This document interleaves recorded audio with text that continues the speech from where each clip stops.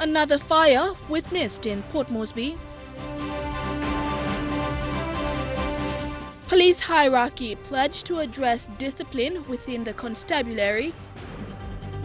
And Lae Hammerheads win first ever Jonah Lomu Legacy Cup in PNG. This is National EMTV News with Helen Sayer. Good evening and welcome. This is Sunday's news. There was an abrupt shutdown to half of Port Moresby residents' water supply on Friday morning because a pipeline up at 17 Mile had burst unexpectedly. According to Edaranu, the burst was uncontrollable. Non-revenue water manager Jonathan Minor, who has been overseeing the pipe's restoration, today gave an insight about its cause. We have two raw water main supply to our treatment plant. One is the 1000 mil main and the other one is a 750 mil main.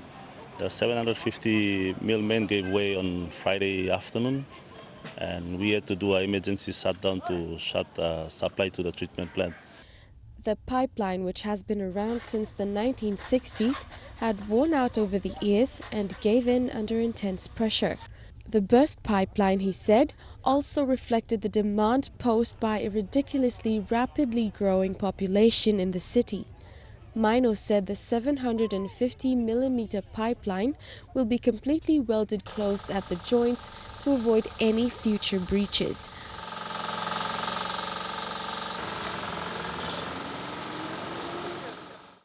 Until Edaranu has the pipeline secured, however, it has circulated a 6-hourly water rationing schedule to regulate equal distribution of the limited water supply. We expecting currently we are now trying to do the welding work now, so repair work. So we expecting to restore the supply.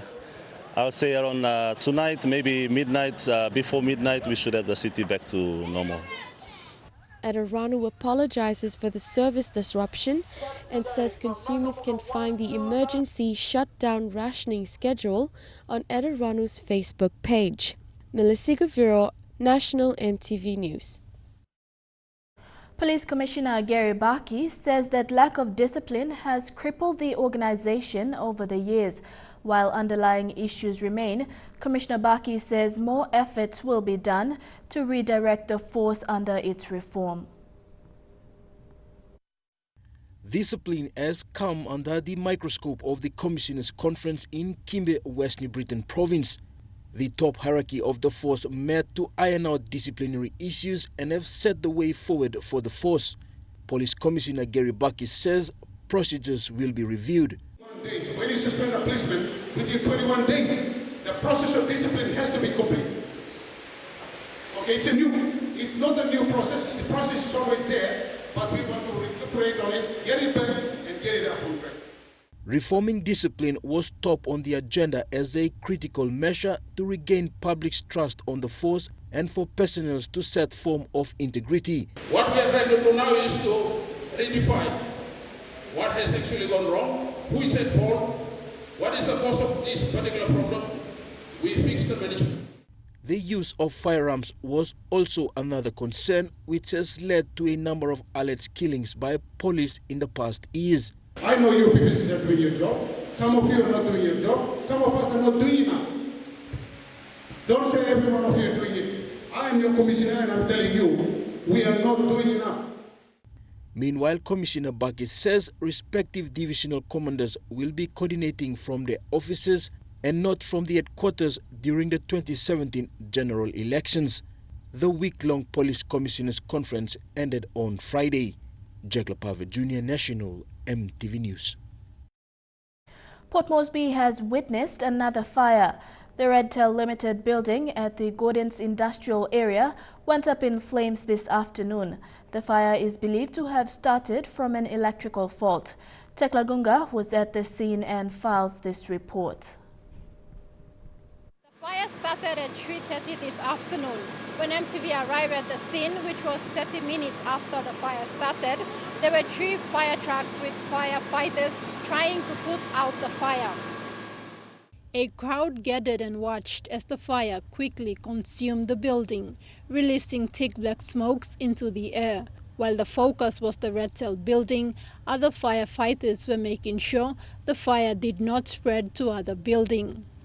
A couple of times, short circuit been come up, like machine been go short circuit off, on, off, again. People been complain plenty time like white men. There's a problem with the power. But then white men go come, check in, but then, you know, this was been going for a couple of a month or something. Now, people place stuff in power on, I mean, blackout nothing, and then fire it up, and people get around come out chat. So now you can look at some. The Red Tail building is located right opposite the Coca-Cola Amethyl depot in Port Moresby. It was purchased in 1991 and houses the company's administration, sales, technical support workshop and service sections. The building also houses a pokies area and a kaiba. No casualties have been reported, but damages are estimated to be in thousands of kina. This is the third building in Port Moresby to go up in flames in just 6 months. An official comment on the cause of the fire will be released by the Fire Service Department. Taklagunga, National, EMTV News. Registrar General Dixon Kiragi says the registration and insurance of birth certificates and national identification cards is a free government service. This applies to all national and provincial registration and mobile registration conducted in Papua New Guinea.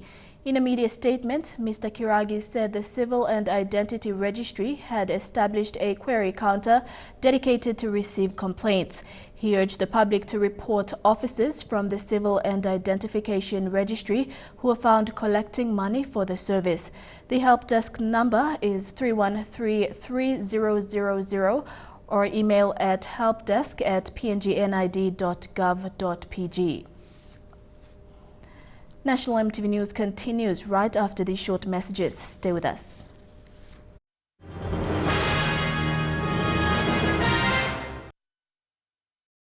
Welcome back. The United Nations believe everyone needs to understand the country's sustainable development goals and how they can be achieved over a 15-year target. Representatives from the United Nations in the country continue to advocate about the Sustainable Development Goals in schools around Port Moresby to expose the global perspectives. The program, known as UN for You, has been running for years with over 1,000 students taking part in discussions which focused on the 17 SDGs of the government. UN Resident Country Coordinator Roy Trivedi says the program will continue to 2017 to gauge views and clarity over PNG's development goals. Lack of resources in funding and human resources are some of the major challenges of the Ombudsman Commission of Papua New Guinea. This was revealed by retired Acting Chief Ombudsman Commission Phoebe Sengetari, who says this one of the reasons the Ombudsman Commission cannot fulfill its mandated duties. Ms. Sengetari, who is the second woman to be appointed as an Ombudsman Commission, has accomplished milestones during her term: housing project, legislative review project, and various MOUs. Ms. Sengetari said the delay in the appointment of a Chief Ombudsman and Ombudsman is also a challenge. A farewell dinner was held earlier in the week for the retired Acting Chief Ombudsman and retired Chief Ombudsman Rigo Lua. We have seen persons, in my 8 years, we have seen persons who don't necessarily meet the specific qualifications and experience have been appointed as ombudsmen. Lobbying by applicants for these positions has undermined due processes for making such appointments, and this lobbying should not be entertained for positions of ombudsman and chief ombudsman.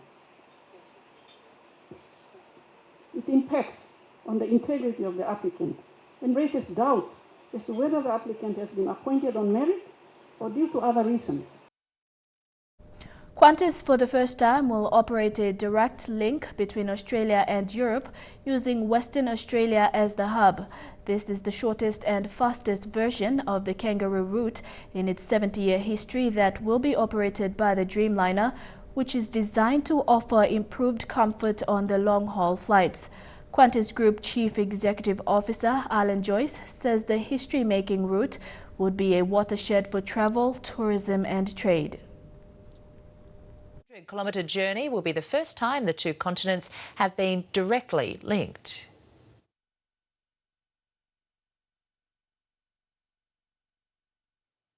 Boeing's new state-of-the-art Dreamliner is designed to deliver better passenger comfort on long-haul flights. The service will operate from upgraded Qantas domestic terminals at Perth Airport. Seats will go on sale from April next year for flights from March 2018. The 19-hour non-stop flight has been met with a mixed reaction from travellers. If you can sleep on the plane, it's not too bad, but if you have sleep issues, then it might be a different story. I wouldn't mind actually, because if you really want to reach your family faster, why not? You have direct flights basically from Sydney to Mumbai, because that's where I'm from. And you sit in the plane 13 hours, you go to Dubai, you add another few hours, so it's 19 hours, that's fine. You reach to the family early, that's what I think it's the right thing to do. I've done Melbourne to Dubai 14 hours, so no, I don't think I'd do 19 hours. No, it'd be too long. That's just my opinion. Yeah, and so do you think, would you prefer to go the old route, via an Asian country? You prefer to break up the trip? I would, yeah, because we love Asia too, so we like going there. So, yeah, that's what I would think. We would always break it up into 7 or 8 hours, maybe. That's more, 19's a bit much. Chukai Sports is next. Lae Hammerheads win first ever Jonah Lomu Legacy Cup in PNG. Stay with us for details.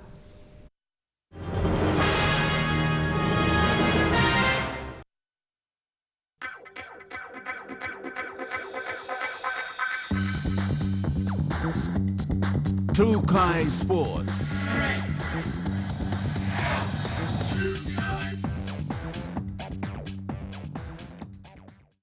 Welcome to Chukai Sports. The Special Olympics PNG have now set their aim at making appearances in international events. With the upcoming Special Pacific Games in Fiji 2017, SOPNG aims to encourage athlete growth and promote inclusiveness. There are also plans for a Team PNG to take part in the 2018 Unified Football World Cup, a replica of the FIFA World Cup remodeled to suit people with special needs. This will be a platform where Special Olympics athletes can get exposure as they continue to participate in such events regularly. According to SOPNG President Takale Tuna, selections will be made during the PNG Games in March next year. The PNG Athletes Commission is planning in next year's PNG Games in Kimbe, West New Britain Province, to conduct a marketing drive campaign. More emphasis will be on athletes' future career pathways and also the PNG Athletes Commission's role. The biggest event next year for us is the PNG Games. So we will have a team that will be going to Kimbe next year. We've already we went to Kimbe in end of October, did the scoping, met with a lot of schools and the host organizing committee. So we've got a big program coming up. So during the game, so we want to have our presence there. And although the Athletics Commission, we target elite athletes, we want to go to the grassroots level. The weather details are proudly brought to you by Dulux Weather Shield. Worth doing with Dulux.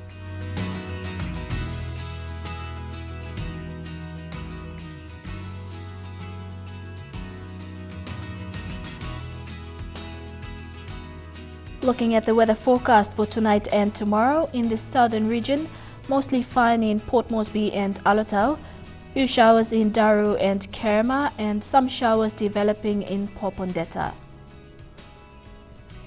In the Momasi region, a shower or two in Lae, rain in Medang, rain showers in Wewak, and showers in Vanimo. In the New Guinea Islands region, mostly fine, but showers tonight in Lorengau. Mostly fine today with chances of showers tonight in Kavieng, showers in Kokopo and Ribal, and a few showers in Kimbe and Buka. And in the Highlands region, cloudy with possible light showers in all centres.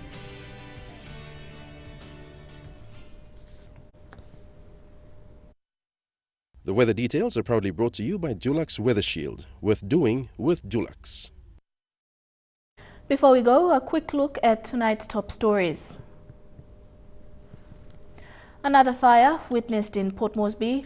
Police hierarchy pledged to address discipline within the constabulary, and Lae Hammerheads win first ever Jonah Lomu Legacy Cup in PNG. And that's how we wrap up today's news, Sunday, the 11th of December 2016. Don't forget to stay tuned for MTV News Talk Pixar. That's next.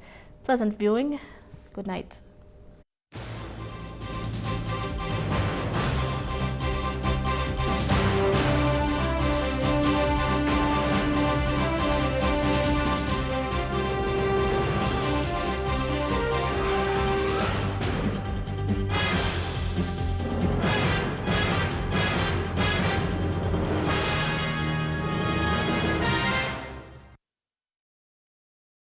The autonomous region of Bougainville's women representative side won their first ever title today in the Jonah Lomu Cup.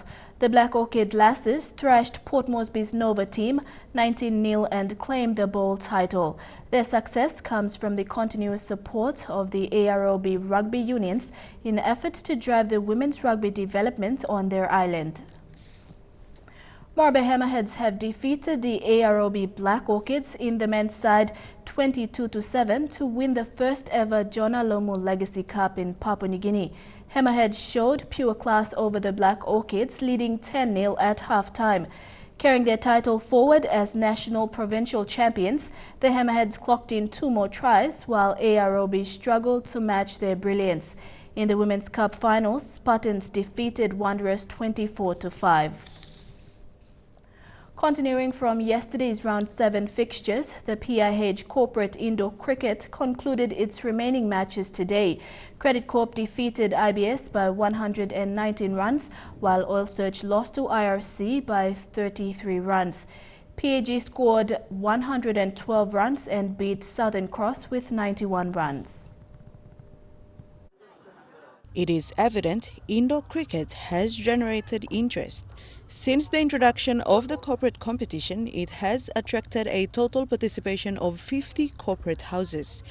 And all rock down to the Amini indoor cricket pitch every weekend for some good cricket since the competition kicked off last month.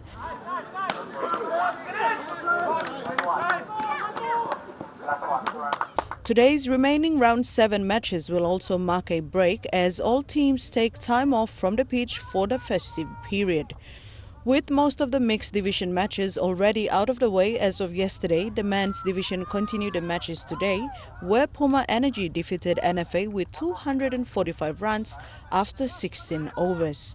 Avis lost to the National Parliament by 40 runs, and the Swire Shipping Hoods lost to Credit Corp with only 93 runs, while their opponent bagged 157 runs.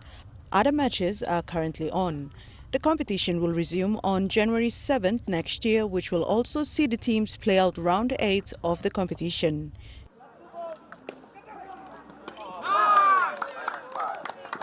Dini Rose Raiko, National MTV Sports. And that's it for Trukai Sports. The weather details is next. Don't go away. Trukai Sports.